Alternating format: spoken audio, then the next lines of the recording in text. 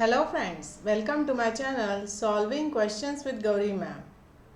Doctor Homi Bhabha बाल वैज्ञानिक competition की तैयारी करते हुए सेकेंड लेवल के बारे में हम लोग बात कर रहे हैं।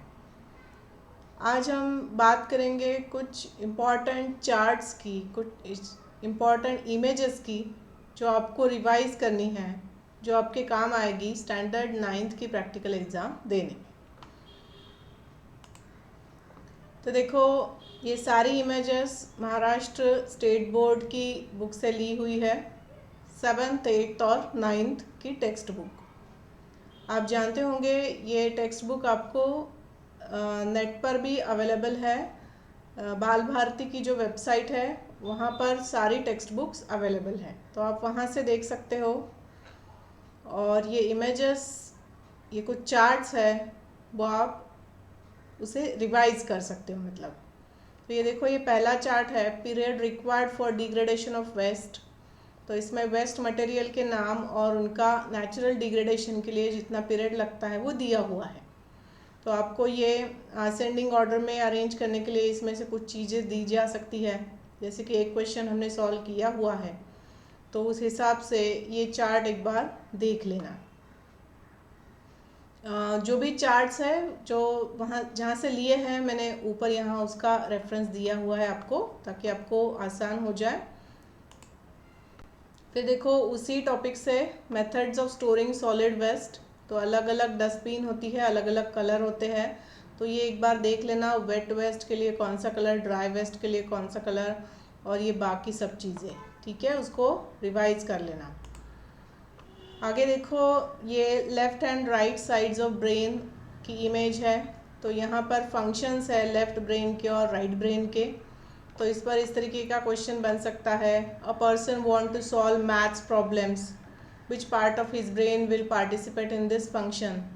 ठीक है, तो कहने का मतलब है कौन सी साइड, लेफ्ट साइड या राइट ब्रेन, ठीक है ना।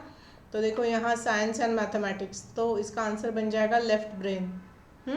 इस तरीके के सिंपल क्वेश्चन ट्विस्ट करके पूछे जा सकते हैं। तो ये इमेजेस देखोगे तो ज़्यादा ग्रास्प कर पाओगे, याद रख पाओगे, है ना। फिर देखो, ये ब्रेन का से रिलेटेड ही चार्ट है, पार्ट्स ऑफ द ब्रेन और उनका function, cerebrum, cerebellum, medulla oblongata, spinal cord, कौन से पार्ट का क्या फंक्शन है ये ज़रा देख लेना। तो जैसे हमने अभी एग्जांपल दिया वैसे क्वेश्चंस बन सकते हैं, या वहाँ पर आपको ब्रेन का मॉडल ही रख दिया होगा और वहाँ पर पूछा होगा ए बी लेबल कर देंगे और ए पार्ट का फंक्शन लिखो, यानी 2 फंक्शन, तो आपको वो लिखते आना चाहिए, राइट।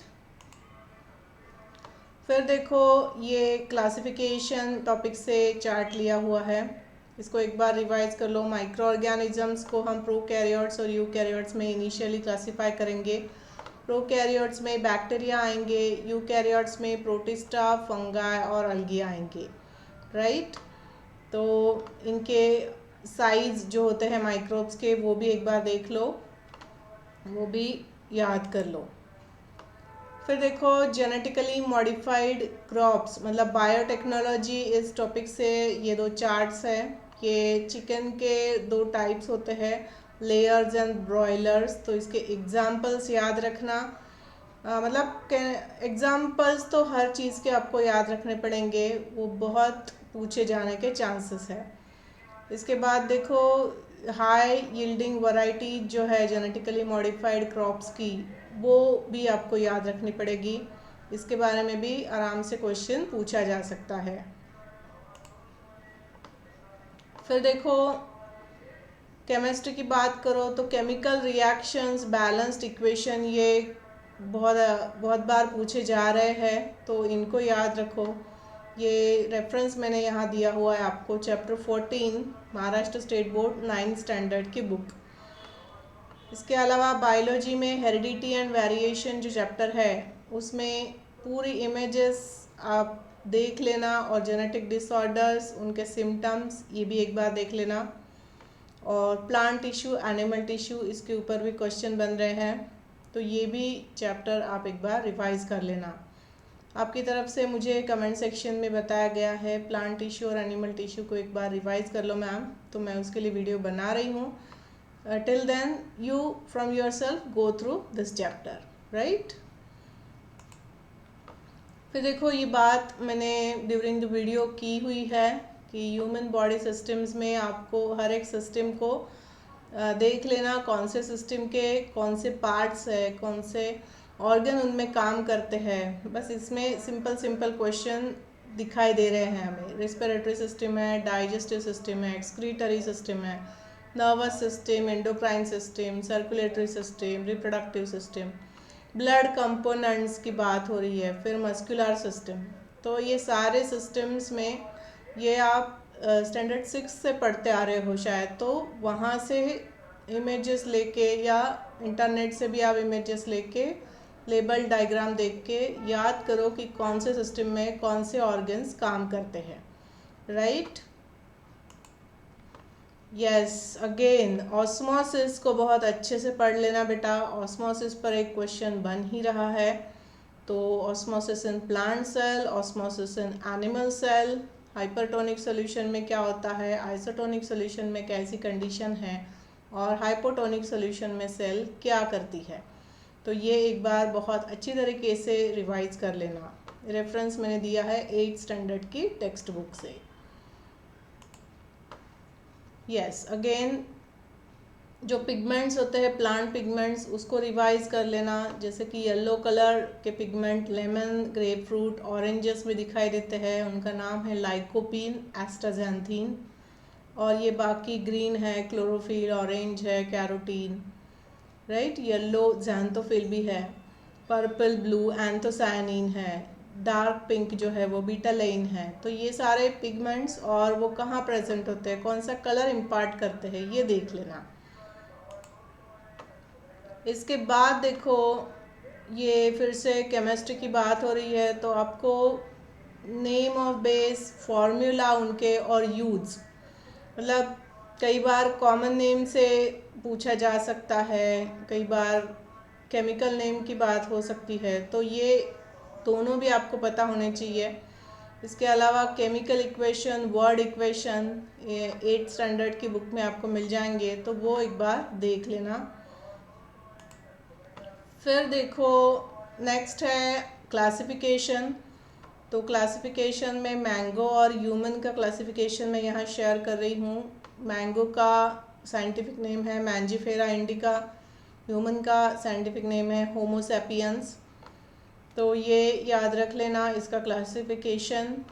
इसके अलावा फ्लाइंग मैमल जो होता है वो बैट, उसका एग्जाम्पल है। एक्वाटिक मैमल भी है व्हेल और डॉल्फिन, ठीक है? तो ऐसे एक्सेप्शंस, मतलब ये पानी में रहने वाले मैमल है, तो इसको याद रखना। एक्सेप्शंस के बारे में क्वेश्चन पूछ सकते हैं। आगे वही बात है, साइंटिफिक नेम शेयर किए हुए हैं डॉग, काऊ, हिबिस्कस और ज्वार का, तो ये भी एक बार देख लो। यस, अगेन इस इमेज के बारे में हमने बहुत बार बात की हुई है अपने एक्सपेरिमेंट्स के दौरान। तो इस तरीके से सेल, प्लांट सेल और एनिमल सेल की इमेज है, और इसमें कौन से भी पार्ट को वो लेबल करा देंगे और पूछेंगे ये जो ए हमने लेबल किया है उसको आप बताओ कि कौन सी ऑर्गेनेली है ना? तो ये दोनों इमेजेस भी एकदम अच्छे से करके रखना। 7th स्टैंडर्ड की टेक्स्ट बुक से ये इमेजेस ली हुई है, राइट? फिर केमिस्ट्री के हिसाब से chemical and physical changes, simple चीज़ है ये। चेंज केमिकल है या फिजिकल है, ये पूछ सकते हैं। आइस टू वाटर है तो ये फिजिकल चेंज होगा।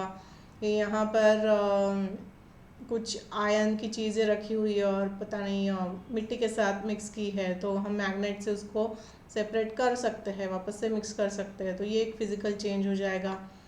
ये तो केमिकल चेंज है, मैंगो का तैयार होना, और ये भी केमिकल चेंज है।